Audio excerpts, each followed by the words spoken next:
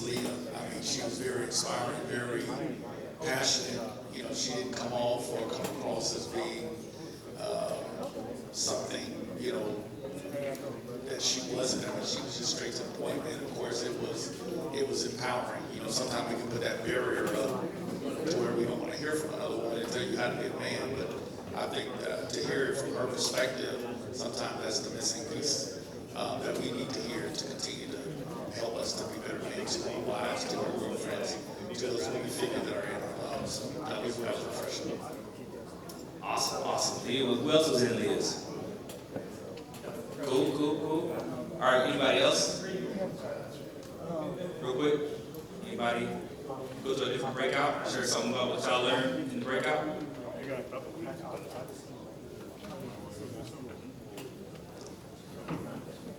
One else? That's it? Anybody? All right.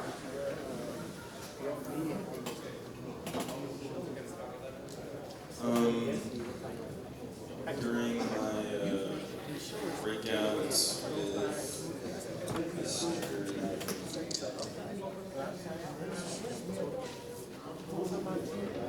with Mr. Ronnie Washington, it was very helpful. The whole idea of financial freedom. Some of the stuff I kind of already knew, but then reiterating it and rehearing it also helps. And the idea of going from stability to freedom to then building was very inspiring as well. And I hope to use the habits that he presented towards me and many of the other people that were in there to branch out and become better people, living within ourselves. One more. Anybody else? I wanted to say this has been a good experience for me. My first time here. I was with Gagnon, and he taught me a lot. He taught me a lot about what it is on how how we need to become a man and what the world portrays to us, and how we as individuals need to understand the difference between reality and fiction, and that we need to know where we come from, our roots, and how our roots can change who we are, and how can we change our roots. And when I say change our roots, it's if we come from poverty, how can we get ourselves out of poverty? If we come from people that they don't get good jobs, or like I said, impoverished areas, and how can we help each other and build each other as men instead of weakening each other and instead of following the same route? And so I was good, and then I was with you, and you did a good job teaching me about the anger situation. How can we also deal with our anger, and how can we get rid of all this burdens and frustration by forgiving people? So thank you.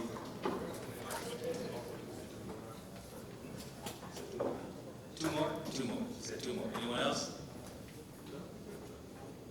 Want to share about what you got from the breakout? Over here.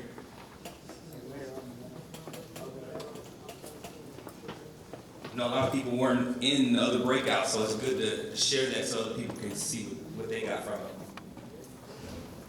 I didn't partake in it because I wasn't ready to truly forgive, unfortunately. I'm holding to the anger for energy. But when you had people come up there and write down the names of people that they needed to forgive and have them rip it up and throw it on the floor, I think that was beautiful, because you're releasing a burden that some people, as you said, held on for 30 years. And so in that moment, to see people just let that go, I think it was very empowering. And so I'm going to do that one day. Thank you. That's good. You said we ended up doing the same thing and didn't even know it? Yeah. Wow. Oh, you did too? Wow. Anyone else? One more. One more.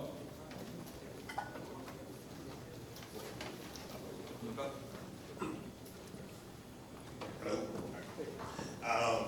The breakout session we had with Corey Jones really resonated. Brought my boys here, and we generally have a lot of talks, right? So this dad talk, right? I'm not gonna sit down, shut up, we're gonna listen. And So talking about value, building value, you know, we talk about that quite a bit, but you really put into concrete what young men need to consider while they're sitting around wasting a lot of time.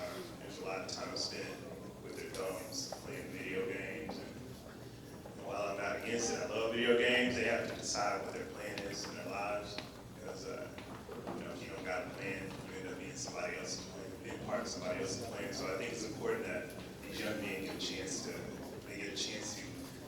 you know, network, see other successful men. I got 2 black boys, so you know, when they get out here and they see successful black men and they're saying what they're saying, it's an indicator for them to say, hey, I can be different. I can do something different in my life.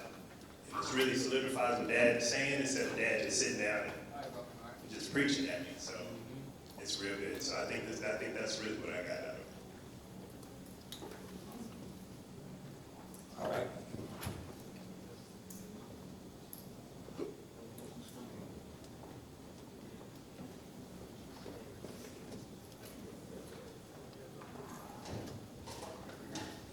Thank you all so much for your feedback. And you know, when you read a survey, we get printed value, but also to hear the value each and every person has been able to share really speaks to the value of this conference. So can we one more time put our hands together for the organizers of this conference?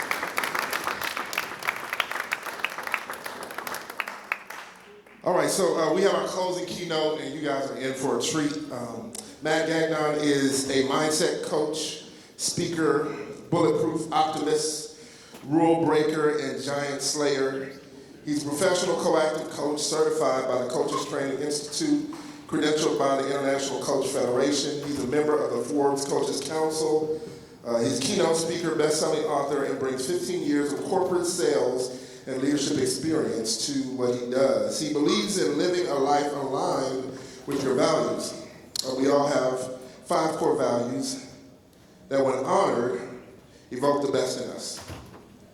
And the problem is that many people live life with values defined by others, leaving one feeling empty and like they are never enough. So Matt was living what looked like a successful life with a 6-figure job, a nice house, nice car, nice clothes, what we all say it means to be a successful man. But behind the curtain, he was actually spiraling out of control, resulting in chronic illness, depression, addiction, and an attempted suicide. His lifestyle has eventually resulted in disability and losing the only career he had ever known. After leaning into his faith and surrendering control, Matt stopped being a victim and chose to see his adversity as a call to adventure.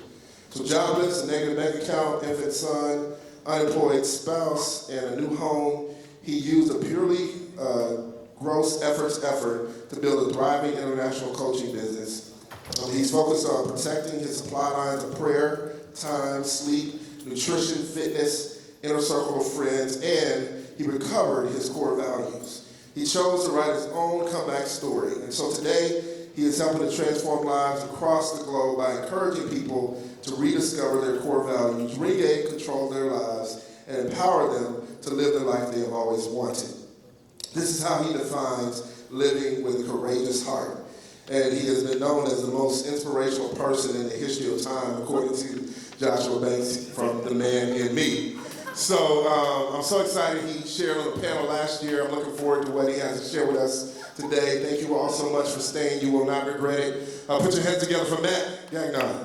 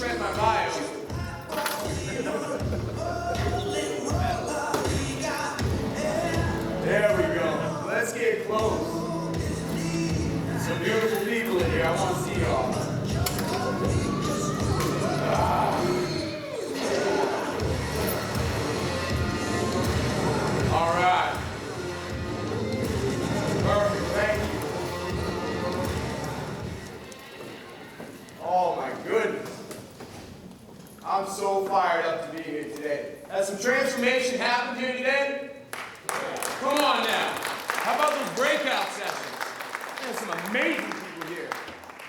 Woo! So look, I'm fired up to be here. I'm a kind of a prankster, is one of my values too. So I squeezed that quote in to my bio, and Josh never got it. I'm honored. Yes, please. All right. I'll tell you a quick story. It's funny. Last year I was blessed to do this, and I was in one of the breakout sessions. And Josh and the team created these like big posters of each one of the speakers. And I was like, oh, that's going to be great. I rolled that thing up. I went home, showed my wife. I was like, look at this. We're putting this up. She's like, it says Mastering Manhood on it. She goes, really? Such a bold topic, Mastering Manhood. I tell you, I get some eyebrows on that every time I tell my wife, hey, I'm going to do the Mastering Manhood. I'm the speaker. She's like, you've got it all figured out, huh? Yes. Yes. So, I'm really, really excited to be here. I just got back from Maine from doing another speech. And so, I've been in Austin now 12 years. Originally from Maine, but I love the city. So it feels so good to be home, especially around all of you. I'm going to kick this thing off here. My belief statement, you heard in my bio, is I believe in living a life aligned with your values. But the problem is, so many people live life aligned with values that have been defined by other people. So a little bit about me. Some of it's going to be a mix of personal testimony. Some of it's going to be some stuff that I'm going to give you that you can take home with you. So first, we'll kick things off. Look, I've been hardcore since 1980. 2-year-old spends time with the police. That's me. Since I was 2 years old, man, I've been breaking rules. I found my way out of my crib. I wasn't even 2 technically yet. Wandered out of my house when my mom was taking a nap. Found my way through a hole in the fence, crossed the street, got to the Boys and Girls Club, then the cops got me. Made the front page of the paper. The one thing I wish they wouldn't have published in there is that I had messed my pants and the cop had to go get diapers. Like, you could have left that out. But that's how I kind of kick things off in life. I grew up in a divorced family. I grew up broke. Grew up in the middle of the woods. I had a lot of interesting stories in my life. And along the way, I found out something I really liked. It was like a drug to me. It was called praise. The moment I started getting some praise, I was like, all right, that's what I'm supposed to be. If you praise me for something, the way I behaved, the way I showed up, maybe the way I dressed that day, something I said, then all right, I got to do more of that. Whatever it was, I need that praise. I need that praise. Whatever somebody told me, what they thought great values were, I'm going to take that on so you think highly of me. Praise was just like a drug to me because I was hungry for it. Most of my friends were parents and teachers or adults. I didn't really connect with a lot of people my age. But I love that praise. So I just checked off all the boxes. Do things right. Be that good boy. Hustle in school. Work hard. Put your head down. Don't say anything. Be a great leader. Be there for people. Don't cry, though. But, let other people cry with you. Be that strong anchor for them. I don't know how many men in this room can connect with this. But at a young age, my mom told me from a good place, she came from a really good place, she said, I was about a little over 5 years old. There was a situation where I was comforting my mom. She was crying. I felt bad. I came over and comforted her. And she looked at me, she said, Matthew, you're like the man in the family. Our family's divorced. I don't know if anyone's been told that at a young age. You're the man of the house. Anyone ever been told that?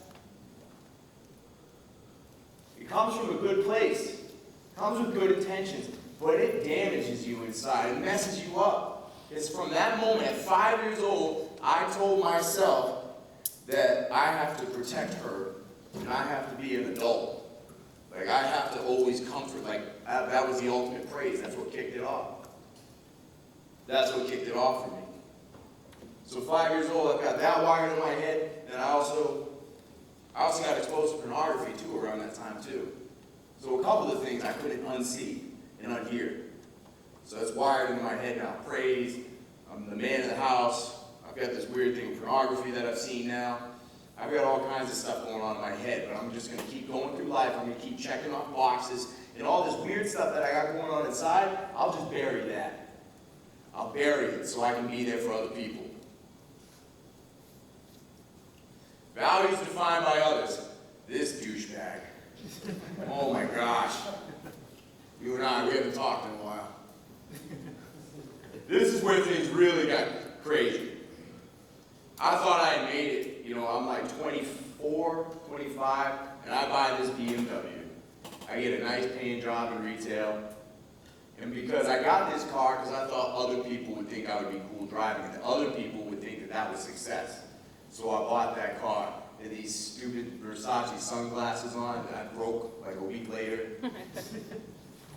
Like, I just had to fit this image of what success looked like. Values defined by others. This is when people start telling you how you should dress, how you should talk, how you should show up. Even sometimes you got people tell you how you should dream in life. Sometimes you have people that tell you you should be less than you. You should tone it down. I used to get that one a lot too. Man, could you just tone it down? You're a bit much. But no one ever told me what that meant. You should slow down. Sometimes I get this one too, and again, I know it came from a good place. My mom always did the best she could. But, you know, I was told sometimes too, hey, can you tone it down around your sister sometimes? Because you cast a big shadow in high school. She was a year behind me. And so I immediately was blamed for her insecurities. And so I was told to be less. So I could make her feel so insecure. That theme would come up a lot too. Play small, play small. But still do all these other things too to get that praise. Does this make sense to anybody? Anyone ever been told to do these things? Yeah. That stuff sits with you and you're like, all right, I need to have a 6-figure job in order to be happy. Like, that's what success looks like. 6 figures. This car, all of this stuff. So I bought into those lies for a very long time. I drove that car for a long time thinking I was really cool stuff. Got another job, got promoted. I kept chasing. Here's the thing, once I got that money with praise, now that was the ultimate drug. You had praise plus money, now I'm on fire. I'm like, give me that next thing. And honestly, the truth is, I work for trophies sometimes out here. Just keep giving me prizes, like and awards and praise and stuff like that. I'm on it. So I allowed that to, the next thing is I allowed that then to get me promoted now to another job. I go to another company, they relocate me to Texas now. Awesome. More responsibility, more praise, more money. I buy more stuff, more and more stuff. Now I'm traveling 25 nights a month. I'm gone constantly. And like, I've got no friends outside of work. But my performance was all determined by my work. My value was determined by my performance, actually. So as long as I performed well, I felt like I had value. That was the only value pouring into my life was my career. And the money I was making and all that stuff I was doing, people thought I was on top of it. Because I was getting promoted young. Like by the time I'm 26, I'm overseeing the central and southern U.S., you know, for my company at the time. I'm doing stuff that most people my age weren't able to do. So I'm like, this is great. And they keep giving me that money. But my wife and I were grown distant. We're bashing heads. She's never seen me around. I'm not making good choices. Matter of fact, one of the worst choices I started making was how I was treating my body. Because one of the things I was always praised for was energy. High energy. I was never the fastest kid. I was never the strongest. I wasn't the smartest, that's for sure. But what I could do is out-hustle you. I could outwork anybody. Like, I would out-hustle anybody. Tell me I'm too small. Tell me I'm not strong enough. Tell me I can't do something. I would crush it. And so I just would work out and run circles around people. The proof was in my high school football days. Look, I'm 225 right now. High school, I was 150. And I was an offensive guard. I was a lineman. They told me, you're kind of small for this position, but we don't know where else to put you. You're not very smart with football. I'm like, okay. Really do. But I was fast, so they made me a pulling guard. I pull and trap all day. Tell the running back, I'll take you home. Just follow me. And so I turned my body into a human battering ram because I get that praise again. And so then eventually I was a starting varsity offensive guard. You know, I was up for all conference. I overcame all, and look, I was chopping down trees for tackles, man. These guys are 300-something pounds. But don't tell me I can't do something. So again, that energy was getting me all this praise. Same thing down my work. I could work constantly. And then one day, I started getting tired, and my energy starts fading. So I started drinking this thing called Red Bull that had come out. And I was like, you're delicious. I was like, I like you. And he gave me that buzz again. I was like, all right. And then I had 2 Red Bulls in a day. Then 3. I got to keep going. Look, we're doing like non-stop tours across the country. And my boss keeps praising me. My boss is not the best human being on earth either. But I'm getting the praise again. And I figured, like, if I stop losing energy, then I'm not up for the next promotion. What happens if I don't get promoted? Am I going to get fired? Like, I had all these stories in my head about performance. So now 3, let's go to 4 Red Bulls in a day. Poor microphone. It ended up working up to 15 cans of Red Bull a day. Look at all of you judges. It came from a good place, I know. 15 cans of Red Bull a day. You know what's hilarious about that? If I told you I was drinking a case of beer a night, you'd be like, you got a problem, bro. If I say 15 cans of Red Bull, people are like, you should be dead, man. That ain't right. I had bartenders that didn't feel right about it. Like, I don't feel right about giving you this. But not just that. I'm on 15 cans of Red Bull a day plus my Adderall. Yeah. No sleep. You know your body doesn't like you after a while when you don't sleep.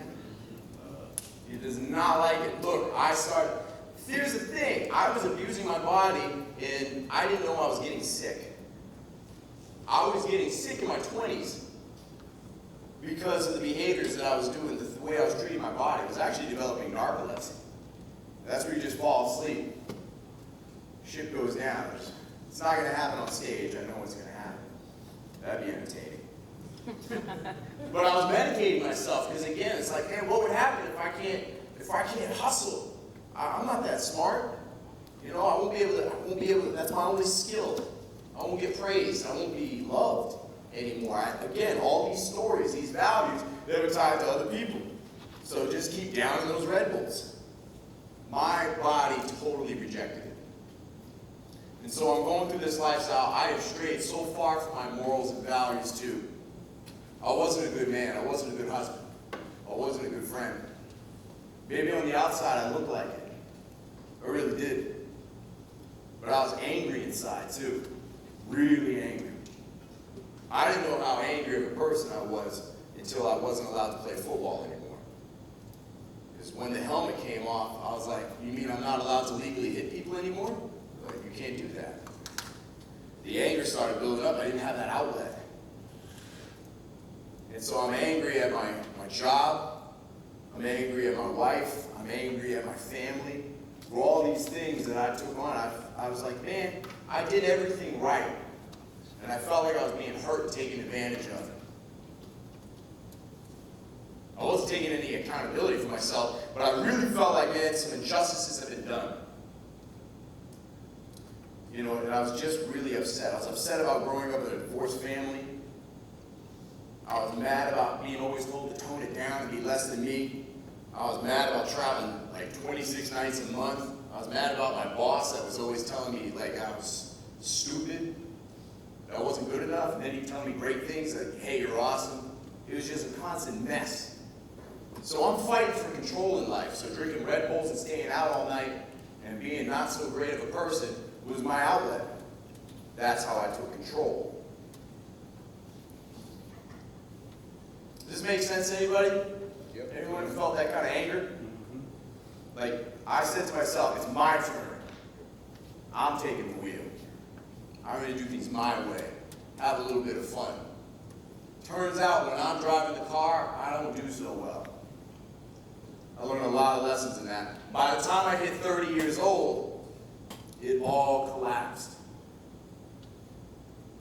I felt so unlovable in life that I was like, man, it's time to call it quits. That's when I had the idea, let's take a whole bottle of Adderall and just let that heart explode. Because I thought if anybody saw how messed up I am on the inside, I'll never be loved again. There's no coming back from that. I've gone too far. And the life I was living, the multiple versions of me that I was living, was now unmanageable. So I took all those pills, washed it down with a Red Bull like I like to do. And some time went by and I started listening to some music. So it was playing in the background. My body's feeling really uncomfortable. And the song Hallelujah came on.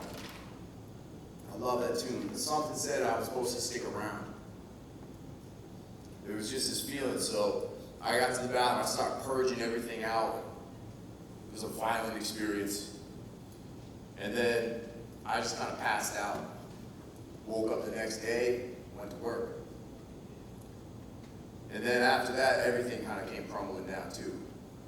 Things were just too unmanageable. Things at work were, things with my wife. And so it was time to really get serious. It was time to start wondering, like, all right, because I had a serious addiction to pornography too. I don't talk about that very often, but I think it's important to talk about it here. But I was hooked on it. I couldn't get the images out of my head. It was just my go-to all the time.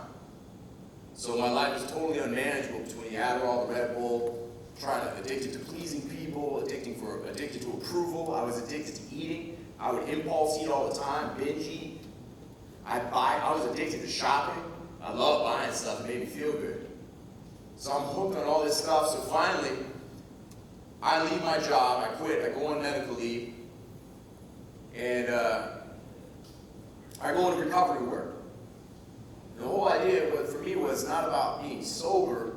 The idea was like asking the question, what emptiness was I trying to fill?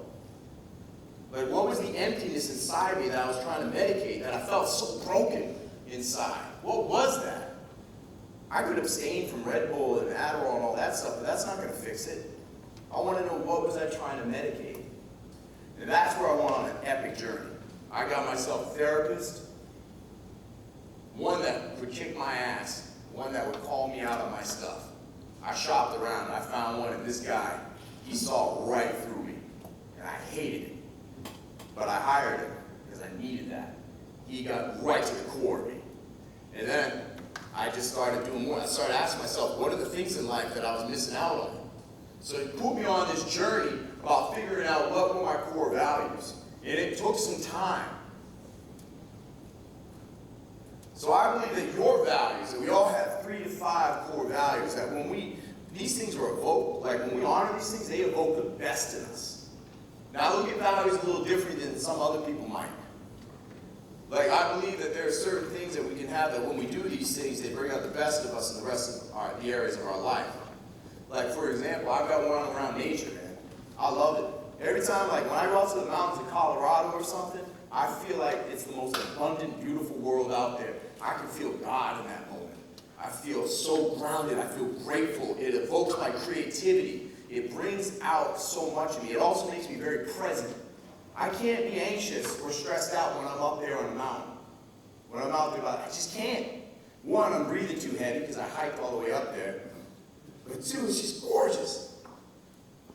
And so it makes me better when I go to work. It makes me better when I'm with my family. Now, granted, I can't always take time to hike a mountain every day. But I can choose to do little things to integrate that value into my life. Like, I could work by the window. I could go outside. I got 5 minutes. Instead of scrolling through Instagram, just like an idiot, just like. You know, I can get outside. I can go for a walk. That fires me back up again. It pours into me. It fills my cup. Our values around music. Man, music's a huge one for me. I forgot how much I love music. I stopped doing it for so long for my career. And so I made time for it. Like playing music, I perform too. You know, I'll perform some nights on stage. And for me, singing and performing, that's the way I can articulate how I feel in a way that words just cannot do. Listening to music, man, when I listen to music, I can experience my emotions. And again, just a little bit of it, 5 minutes, might get me fired up. And again, my creativity's alive, I'm more present. Like it's game time. So I make sure that I make time for that. I got one for family. I love my family. When I spend time with them, man, I just feel so grateful. I got one of the Hulk there, my son, because I didn't want to pay for an image of David and Goliath. But I have a thing around faith, and that thing is like I have a love for my faith, but specifically the David and Goliath story. I love that story. And the scripture that goes with that story right there is 1 Samuel 17:48. I talk about this one a lot. It's in my social media. 1 Samuel 17:48. It's really simple. All it says is, David ran towards Goliath. I love that image. Who runs towards a giant? Just a couple stones in his hand. And no fans on either side of the field. No one's rooting for this dude. But he runs towards this giant with just this courageous heart for the Lord. That's it. That image got planted into my head. And it made me ask the question, what giants am I running towards?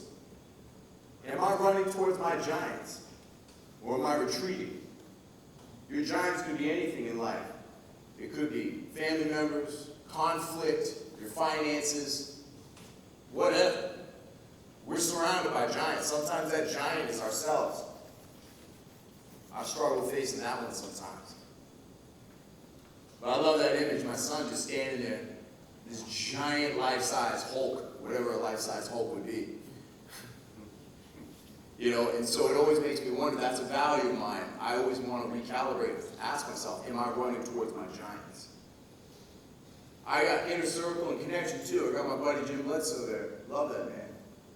Beautiful. I got my buddy John back there too. I wouldn't be where I am today if it wasn't for the strong inner circle of men in my life. Huge, huge, huge for me. Matter of fact, I didn't have a core inner circle of men in my life until 2015. That's crazy. But I went that long in life really not having that inner circle. My dad was my best friend. I love that man. And just a quick flashback though, 2013, I'm starting to pull my life together now. Marriage is going stronger, feeling good. We're expecting our first kid. Pregnancy was not easy. Like, that pregnancy almost took my wife. And, but then my son was born. It was like one of the most beautiful things, seeing his face. I see him come out, still praying that my wife's gonna be okay. But I looked at him and I said, man, I'm gonna show you that it's never too late to go after your purpose, to go after your dreams. I'm gonna show you what it's like to build something of your own. And I held that kid against me because I just didn't want to feel alone in this world. My dad was there. It was awesome. He flew down from Maine. He's got his arm around me, saying he's proud of me. We got that moment on the couch together, just the three of us. It was beautiful. He gave me some fatherly advice, just simple stuff about how to test how hot the milk is on your arm and stuff, just little stuff. But he told me, like, hey, you're going to be a great dad. I'm proud of you. A month later, I lost him. He died almost instantly, basically, like a heart attack. But he was my best friend, and I was really blessed, too, to have that moment say I love you the night before he passed, not knowing he was going to pass. I had one more phone call with him. So I have this huge value around family and these moments in life. And then when I lost my dad, I found out I struggled for a while with his loss. I had this emptiness again. And it made me realize that he was really the only male friend in my life. And when he passed, it made me realize what emptiness was there, that I need to seek out male friends. And here's the thing, I had standards for friendships too. I didn't want to talk about sports. It's just not my style. I want to talk about what's going on underneath. I want you to tell me the stories in life that you're not telling other people. I wanted deeper connections, and I wasn't finding that. And then I just got connected with some amazing people right here in Austin. It changed my life forever having that inner circle, and it kept growing and growing and growing. Because I have people now that I can pour into. How many people in this room are the go-tos in their circles, where everybody goes to you? Yeah, that was me too. The problem was, I didn't have somebody to go to, you know? How many people have had that problem? Right. Because the one time I tried it, I went to somebody in my, my old circle, like, hey, I'm having a down day. They're like, like, if you're having a bad day, it's probably not good. I don't want to hear that. So that was the issue. People couldn't be with my problems. And then they saw it as a sign of weakness. I was like, man, I don't know if this circle's right for me anymore. Telling all these stories. Then we got this voice of limiting belief. Now, if you're going to figure out your values in life, here's the thing. You got to defeat this thing first. Every single one of us has a voice in our heads that comes from a place of limiting belief. Call it a shadow, call it a saboteur if you want, but it talks to all of us. We're not born with it either. God doesn't put that in our heads. We're not born with that, but we acquire it. We acquire it from people and experiences we have in life. Those people in our lives that say, you don't have time, you don't have money, you don't have the resources. Who do you think you are? You can't do that. Get a real job. All these types of things. You should dress this way, you should talk this way. Again, this is where we might get some of those other values that really aren't ours. But we adopt this voice, and it becomes a leader in our heads, whether we know it or not. It affects our decisions. If you don't know what it sounds like, you probably know what it sounds like if you listen to your sentences sometimes. You might kick it off right. You might say, yeah, you know what? I think it'd be really exciting to sign up for some classes at ACC. And then the but comes in, right?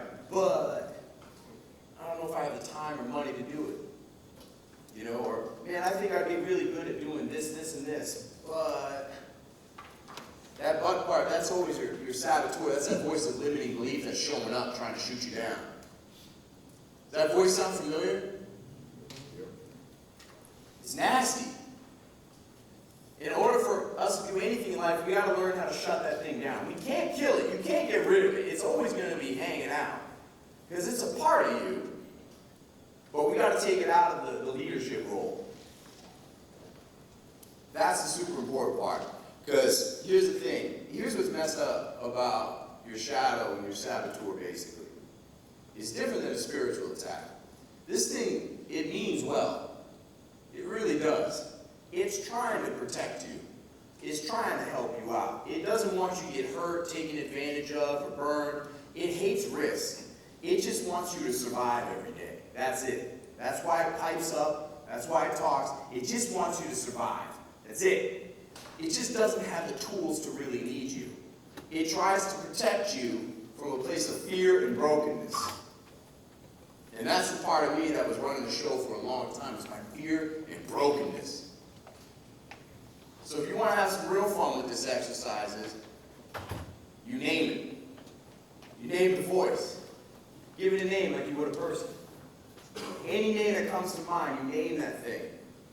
But don't name it something personal like mom. That's too personal.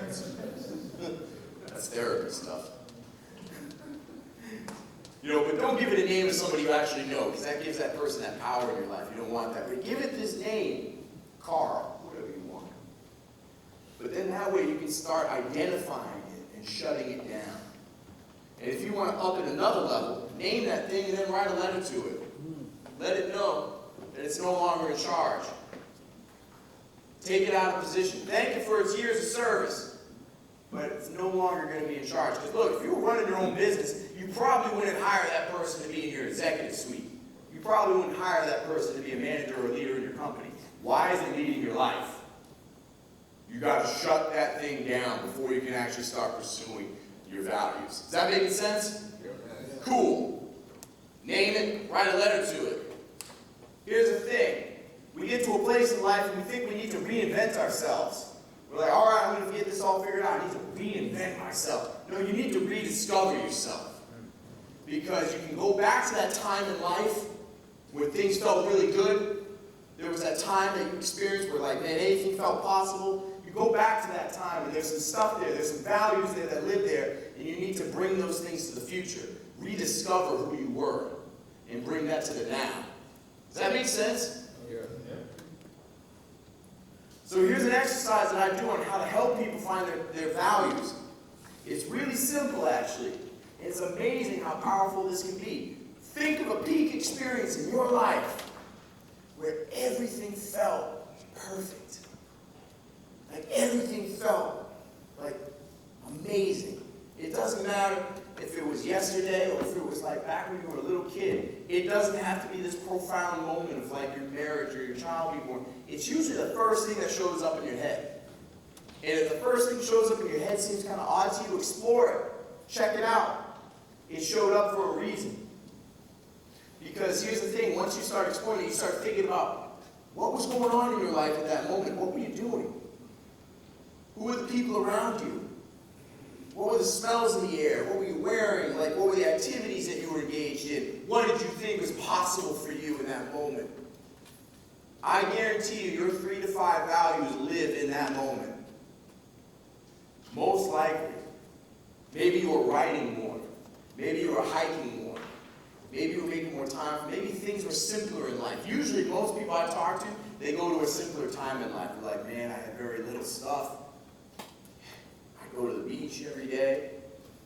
You know, it's so great. I'm not telling you to like all quit your jobs and run out into the woods and give up everything.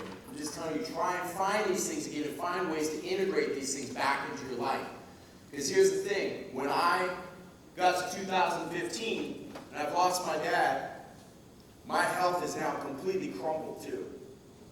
I can't function properly anymore at work. I don't know what was going on, what was happening to me, but my skills of being able to hustle were gone. I was falling asleep constantly. And I was starting to get this depression, crazy depression. Like, I'm talking like curl up in a ball crying sometimes. I used to be good at conflict, and then I couldn't handle it all of a sudden. My boss would say something to me, and I'd either get Hulk angry, or I'd start crying. And they were like, what is wrong with you? And I looked healthy. And my wife, I don't blame her too, she started asking the same thing. What is wrong with you? And it brought a lot of shame to me. I was like, I don't know. I don't know what's going on. Suicidal thoughts are coming into my head. I barely have enough energy to get up. So by 2015, I made the call. I said, I told my work, I said, I'm done. I'm going on medical leave. Something's wrong. I can't live this lifestyle anymore, constantly traveling, doing this job that, man, although it paid me well, it was killing my soul. And it was taking me from my family. What good is it doing if my son never sees me? What's the point? Why did I miss all these birthday parties? Why did I miss all these anniversaries? I missed funerals. I canceled doctor's appointments for mandatory conference calls. All this stuff for my career. And here's the truth about my career is like, they'd cut me in a heartbeat if they had to for their budget. Why was I giving them all of me? I gave them all of me. I don't blame my job, it's me. I had boundary issues with my work. But it drove me into sickness. And basically, the sign, I was diagnosed with Addison's disease. It was a really rare autoimmune disorder. My body stopped making adrenaline. That was my fuel. That was my praise, my adrenaline. So instead of adrenaline, if I got too amped up, I'd go into shock. And then I could go into a coma. It could kill me. I was like, all right, things got real. I learned how to mellow out. I got the narcolepsy thing. I had started having these weird seizures. I lost all my testosterone. My body said, we're not making hormones anymore. So I was like, all right, something's got to change. So again, I had to make this leap into going into a world of my own values. So I left my job, broke, wife out of work, infant son, had a brand new house built in Lakeway. And now I got to start a brand new business from the ground up. My boss said I was unemployable. I was difficult to be around. I mean, I was moody at times, but the one thing that would serve me that really helped me a lot was as I started, instead of out hustling people, building this new business, I decided to take a different approach. I started taking all my values and started putting those things first. And then with my extra time, I pour that into my work. All of a sudden, my work started getting better and better. I was more creative with it. things started happening. My health started to slowly improve too, as I started making time being around good people, leaning into my faith more, embracing the adversity, because honestly, I truly felt like God gave me a chance to go through these experiences so I could better serve other people. I decided to go into the coaching field because that's the only thing I really wanted to do in life, was to serve. I wanted to use these experiences to somehow help other people find their way forward in life. I never wanted anyone to feel alone in this world again. That was the worst feeling. It was being felt like I was the only one going through this stuff. So I was like, I'm going to share all of this. I got on social media and I just started talking about it. I started talking about topics you're not supposed to talk about on social media, or you weren't supposed to talk about on LinkedIn, they said. But I did it.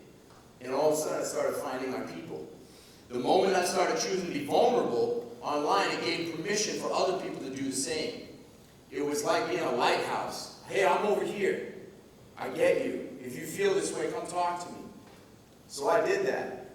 But here's the thing. I'm going to tell you a little something about as you start discovering your values and you start embracing these things. And again, I'm not telling you to go quit your job. That's not it. I might tell you you got to change your relationship with your job and find a way to do it in a way that aligns with your values. But here's the truth, though. Let's skip this part because I'm down on time. The truth about living with a courageous heart is not everyone's going to be happy for you once you've discovered yourself. Not everyone's going to be thrilled for you as you start making changes. Man, I thought everyone was going to be so happy for me. I quit that job finally. You guys were always complaining you never saw me anymore. I'm here. I thought people would be happy that I'm going to take on a job that really aligns with who I am. No. I thought people would support me when I was sick. Not true. There will be people in your life, probably close friends and family members, that don't get what you're doing or who you are. Keep moving. Not everybody's going to be happy for you, and that's the real truth about this. It's about when you choose to step into your own identity, you're going to lose some people. If you choose to let them go. That's the hard part, I realized, because I was hanging on to these people, trying to convince them, no, I'm really sick. Here's, it didn't make sense to them. Eventually, I had to let them go, and here's the reason why. Here's what I found out, because the thing was, I was hanging on to these people because the idea of being alone without them was scarier than having these toxic relationships in my life. I was scared of being alone. But the moment I had the courage to let go of these relationships, God created this vacancy in my life for new people to walk in. New people that align with my values. New people. That's how I met people like Jim. That's how I met people like John. That's how I met people like Josh. I had to let go of some relationships that were taking up a toxic inventory in my life. And I'm telling you, when I had the courage to be alone, but not in my faith, I had God in my corner. He said, hey, I'm here with you. And honestly, my wife said something that really slapped me right in the face. She said, I think God is purposely removing people from your life. And she said they're purposely putting people in your life that won't do what you need, so you just only rely on Him. Say that again. She said that God was purposely putting people in my life that weren't going to do what I needed them to do, so I'd only rely on Him. That hit me hard, really hard, because it was true. I was putting all these relationships on a pedestal. Like, I have to have them. I need their approval. And I realized I didn't. So that's the biggest thing. If you're going to go after your values, if you're going to make these changes in your life, you better expect some adversity along the way. It's not going to be easy. It's going to put a target on your back. You're going to doubt yourself. You're going to question yourself sometimes. You're definitely going to be stretched beyond what you thought you were ever capable of doing. And there will be a lot of failures along the way. People looked at me, my friends and family, sometimes they'd say, you're just lazy. Like, you look fine. Get a real job. This coaching thing, that's stupid. It's not going to work out. But they doubted it. They questioned me, and I constantly had to prove myself. And I'm like, I'm done proving. But here's the other truth. There will be new people that will enter your life. There will be new opportunities. Opportunities that you thought probably never would happen. There will be breakthroughs and victories. There will be transformation. You will find your purpose along the way. Because I'm telling you, as you walk through this adversity in life, if you walk through and you get these values and you start living in these things, you're going to figure out that you can do stuff you never thought was possible. 5 years ago, almost to this day, it was 5 years ago yesterday, I went to my very first coaching class. I saw it on Facebook. Thank you, Facebook, for keeping me up to date on my anniversaries. But like, it was amazing. And I just said, hey, I'm doing this coaching thing. Things got out of control from that day. That was awesome. That was me taking that step. Sometimes you're one decision away from changing your entire life. I made a choice to pursue a new career and change everything about my life, and it did. After that, this became my full-time career. It took me 2 years of struggle and fighting, and I replaced my old corporate salary with my own business. Home every day with my son. Traveling and speaking, being on stage and talking to you guys, like, this is crazy. This was my dream. My heart is full. Even when I'm tired now, like, I get up because I have purpose. My purpose and my goals wake me every morning now. And believe me, I did it while battling through all these health issues. Depression, like, was a bastard sometimes in my life. And it still happens. But look, I got a few more tools in my tool belt to help people. So I tell people, I'm very honest about it. I don't try and pretend I'm perfect. I tell people I still struggle with this stuff. Now I'm going to show you one more slide I'm going to talk about this. Because here's the thing, all this adversity that I went through, all these illnesses and stuff, God didn't make me sick, I did. I did. But God told me, I can work with that.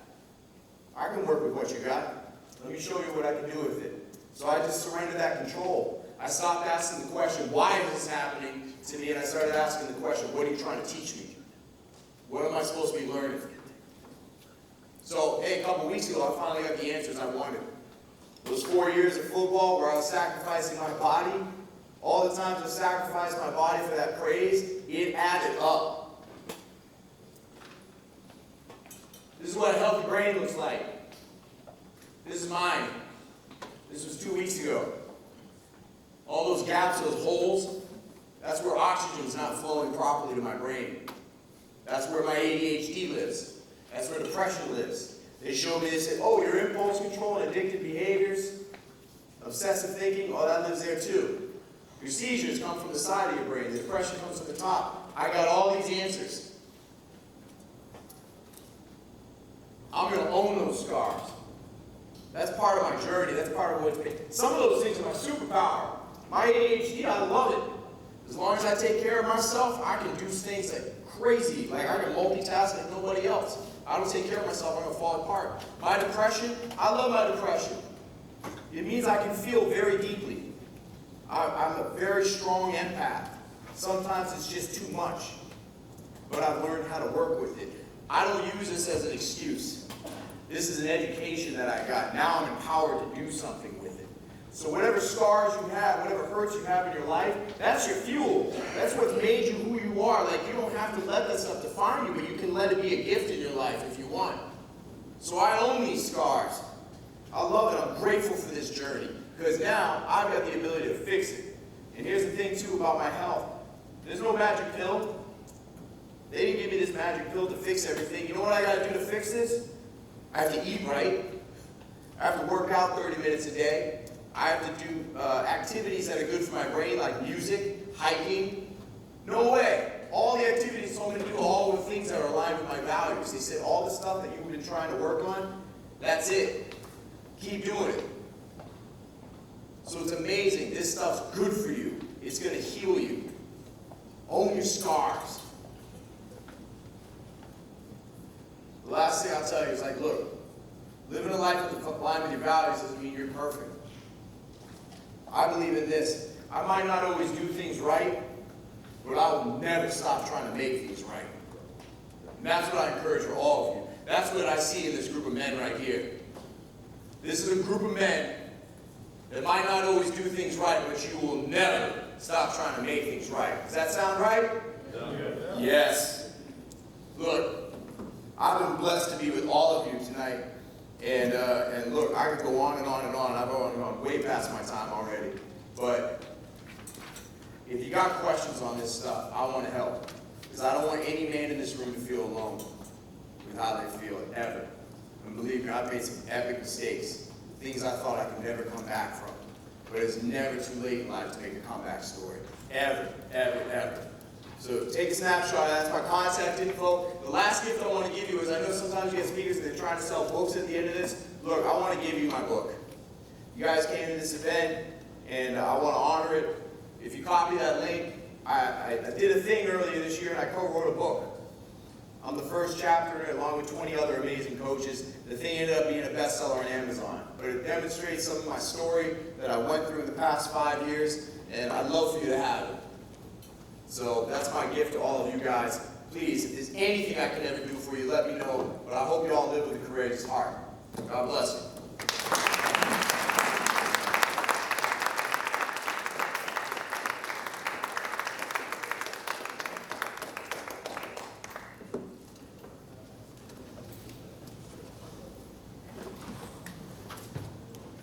Mic check, hey. Does anybody still have a survey that they haven't turned in? Let's get those surveys turned in. We're gonna trade those surveys in for tickets, and we're gonna give some stuff away. Hey, we've had like a real like open, honest group. This conference has been dope. I've been really enjoying this. Hey, is there anyone that related to anything Matt was saying about his life story? Yeah. Hey, would y'all get Matt another hand clap? That was great. Man. It was really good. While we're waiting for the surveys, does anyone like have like something that they picked up today that they think will be really like impactful in their life? Anybody learn something today? What'd you learn, man? Matt just said, you don't need to reinvent yourself. You need to discover yourself. It's great. I like that. It means like there's always value. There's always something positive that you can take with you in every season of life. Anybody else learn something today that they didn't know? Anybody learn anything about yourself that you didn't know? Okay. Well, hey, we got a couple more people up front who need the old ticket for survey. Yeah. Go ahead.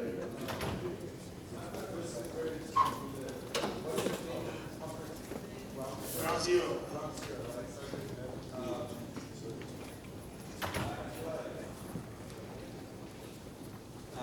I don't know, I feel like it's very important, and I feel I need to like share this, how crucial it is. I find myself in a place of my life where I literally had a couple of things, massive tragedies that happened in my life, and because I decided to kind of step back from everything and focus on the foundation, those tragedies feel more of a blessing than tragedies. And I think it's very important for like younger guys to think, or anyone really, that I was in a path of becoming a really big speaker, right? And I travel all over the world and like speaking and books and TED Talks and things like that. And it got to a point where I realized that I was building something that it was not going to be sustained by my foundation. And so I literally decided to stop everything that I did, and I say no to everything, and I kind of like went back from scratch in my career and everything, and it was the scariest thing I've ever done. I stopped speaking, I stopped doing the TED Talk, I stopped coaching, and it's been a blessing to be, I've never felt much more at peace, because I decided to focus on my own voice.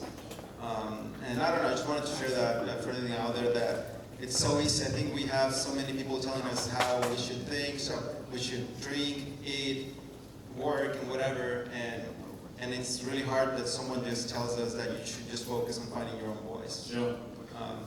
That's great. Thanks for sharing that. I was when we came up with this theme of Ground Zero, I had no idea what this was going to turn into. But I mean, we've had a lot of open, honest communication today. I think it's been fun. Anybody else agree? Has this been good for anyone other than me? It's been great for me. Yeah. All right. Well, cool. Listen, we're gonna give away some stuff, and I don't know what we're giving away because it's in a box. But this says Wakeman Outdoors. Isaac, what is this? This is a tent. Okay. So Matt talked about getting out in the mountains and stuff like that. So we'll give this tent away. You want to just grab something out of there? have one. All right, he's gonna have to take it for you. 332. 332. No, you can't win nothing. I'm tired of you winning stuff. No, 332 for real? Golly, come on up here, man. Luckiest person ever. Man, Like, you gotta come win in stuff though. like every year. Every year. Are you serious right now? So this is one of the guys from our IDAS program who graduated. And go ahead and give us gifts. You win all the time, man. Yeah, we appreciate you though. Y'all give a hand clap for Cecil. He's the dude. He's my man. All right, I got a Poligo Let's Have It barbecue. What? It's a barbecue pit. Barbecue tool set. All right. Anybody grill out there? Any of it taste good? For real, right? 364. Last 3 digits is 364. Come on up. Yeah. Come on up, Mo. Yes, sir. No more excuses. I want some ribs. Yes, sir. Yes, sir. All right, let me get away this toolkit first. This is a 39-piece toolkit. Let's get it. 361. 361. Come on, brother. He's like jumped up. Yeah, man. Yeah. Y'all need some work done at the house. This is the guy to call. What is this? Let me give this away. What is this? A grooming kit. Oh man, I need this for my mustache. No, you get it off right now. You tripping ass. No, for real. All right, bring me a ticket real quick. I was looking for something like this. Let me go ahead and give myself away. 335. 335. I hear it. 335. Okay, so let's move on to the next one. Got me here. 328. 328. It pays to stay at the end. 328. He's like, hold up. Say, Paul. Almost got it. He's like, shake it off down, Paul. Just shake your hair off now. He gonna let it grow back. He's like, I'm right here. I'm trying to work with something right here. You're not helping me out. All right, this is a rigid nail screw work pouch. All right. I mean, honestly, I think we should just give it to the dude that won the toolkit. You wanna do that? Yeah, man, here. Put your tools together. Do something with it. There you go. It's like a random pouch. It's like, all right, check this out. Nah, this one I can use too. This is the Wall Color Pro color coded hair cutting kit. Who is in here that refused to go to the barber shop because you want to cut your own hair? Hey, listen, let me just do a non-paid advertisement real quick. You see that man right there? Yep. That man will do wonders to your hair. He'll do wonders to your face. He runs the Bevel Academy School of Hair and Cosmetology, Barber and Cosmetology. If you have never had a facial, I forced this man last year to get a facial for the first time. He didn't want to do it. What happened? That was wonderful. Change your life. Change your life. Y'all go see that man and quit doing this to yourself because you're not cutting your heads right. Let him cut your hair. All right. Who can we give this to? 348. 348. If you bald head, you can't win. 348. Come on, hey, come on, brother. Come on. Hey. Proceed with caution. Proceed with caution. All right, this is a Betron Hi-Fi Bluetooth headset. Yeah. 349. 349. Come on up, brother.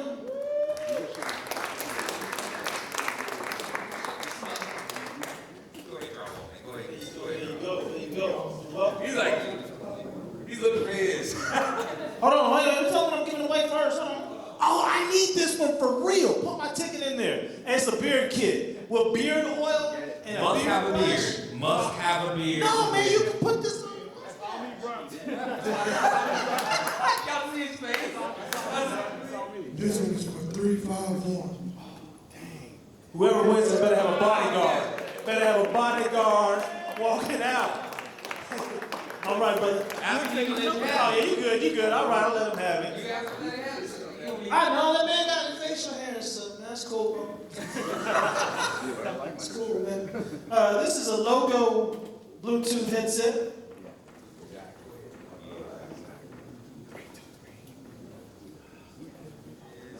Three, two, three. 3. The Mighty Joe. Mighty Joe B. We got 3 more things to give away. Is that what it was? Hey, did Joe and his boys not kill it up there with that poetry? That was great, man. That was dope. That was so good, man. This is a little small, little Bluetooth speaker. 331. 331. There it is. Take your ticket. Yeah. Hey. 331. All right, guys. Hey, you can walk around with this thing on your shoulder like you used to back in the 80s, okay? I'll give away one more of those speakers. One more of the speakers. 325. 325.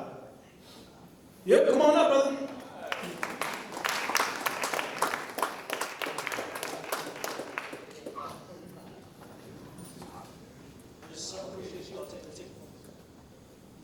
We got to verify and validate, you know what I'm saying?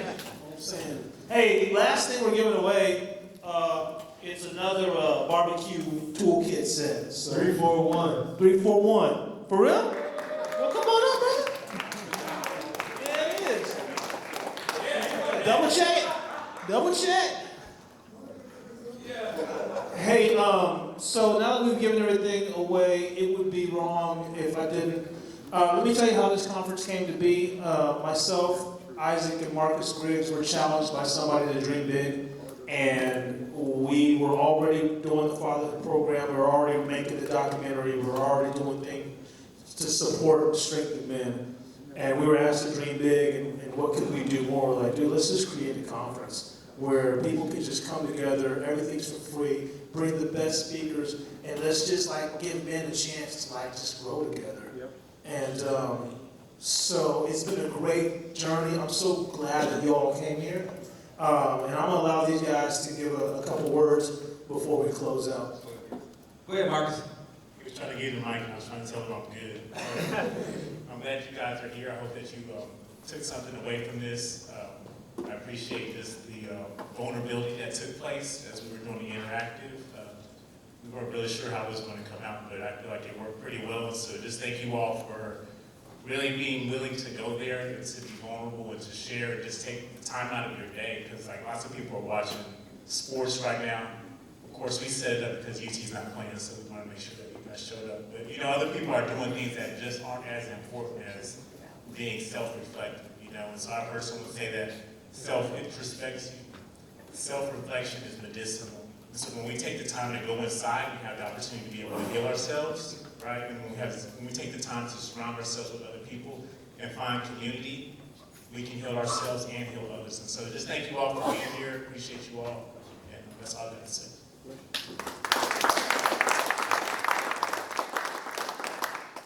Again, thank you all for coming out to the Maximum Manhood Conference. Thank you for investing in yourselves. You know, people brought their sons with them. I know we got some schools that are here, and I know some nephews and some uncles that are here. My uncle even came. So, so I'm just excited, and I love doing this, and hope you guys, so y'all love it, right? Yeah. Would y'all like to come back next year?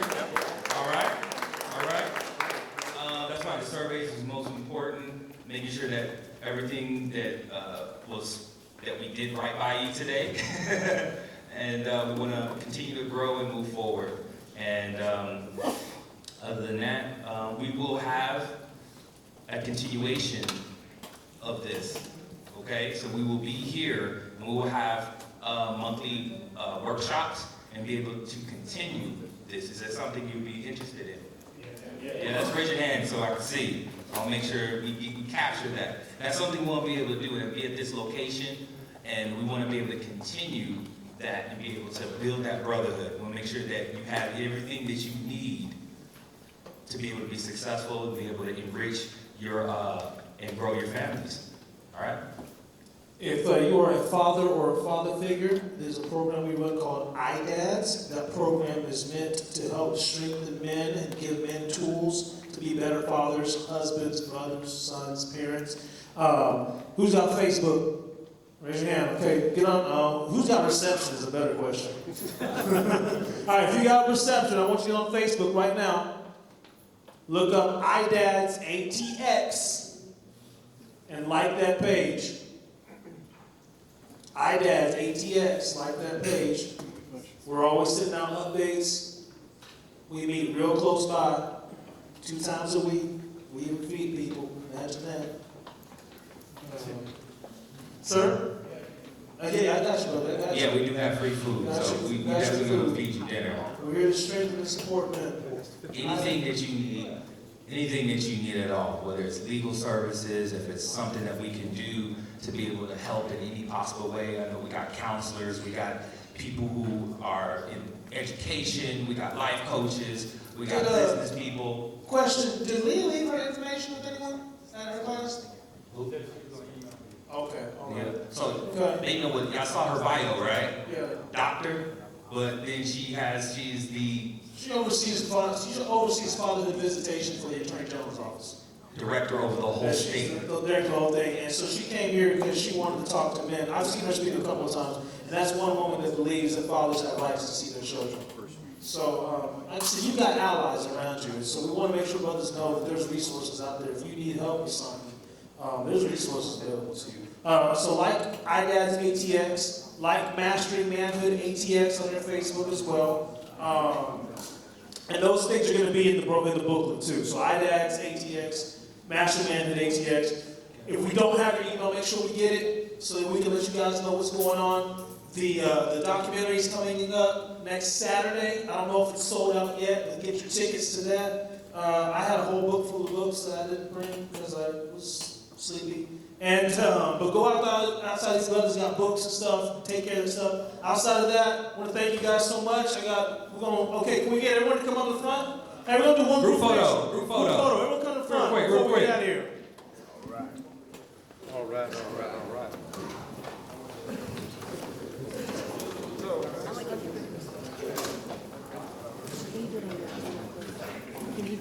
Yeah, let's get everybody up here.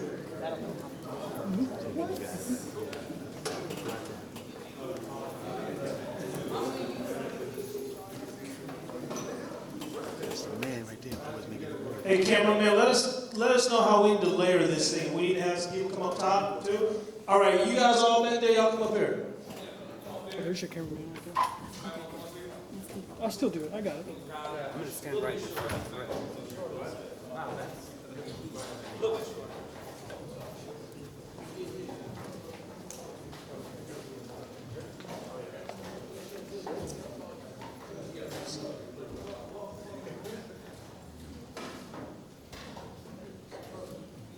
How we looking? Huge. It's all done. I'm gonna have to. Got it. Go ahead and take a video. And I'm supposed to think of something creative for us to say. I'm gonna do. We're gonna say ground zero whenever he tells us we're ready. That's not gonna result in anyone smiling, but then smile after you say ground zero, okay? All right, here we go. 1, 2, 3. Ground zero. I'm gonna take a picture from up here. I gotta stand up. Go ahead.